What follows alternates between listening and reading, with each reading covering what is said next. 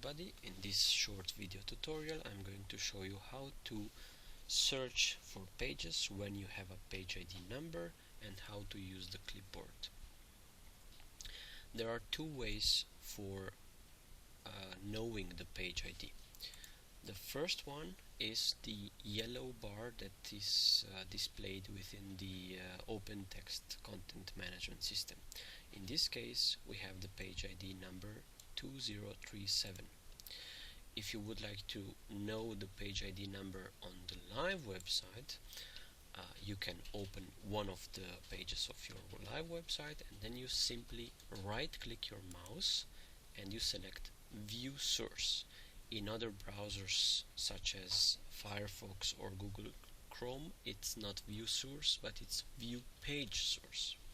So when you click there, you will get the source code of your page, and the page ID will be still the same, in this case 2037. It's displayed on the top of this code here. So in this example I'm going to search for page ID 2037. I have to go back to OpenTextCMS and I have to click on Search here within the top menu.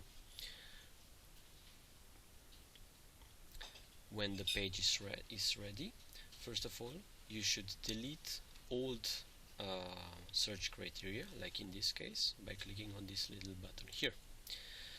Now you select a new search criteria, in this case is page ID, and you enter your page ID 2037. You click on Run Search, and after a few seconds the system will find the page you are looking for. Just right click your mouse, select Create Shortcut, and you're done. Now you can go back to Smart Edit. Normally the home page will be loaded. Now you can open the clipboard. It's represented by this icon on the right side of your screen. Just open it and your page will be there in the list. By clicking this little blue arrow, you will directly open the page you are looking for. Now you can close the clipboard, you can open the red dot in the center of this page, and you can edit all the details on this page. Just remember to save your tasks and your changes will go live one day later.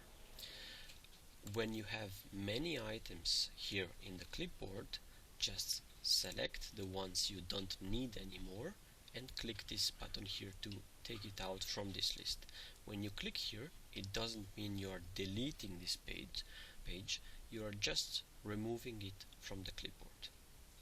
That's everything. If you have any questions, please contact SIT Help Desk by email. Thank you very much and have a good day.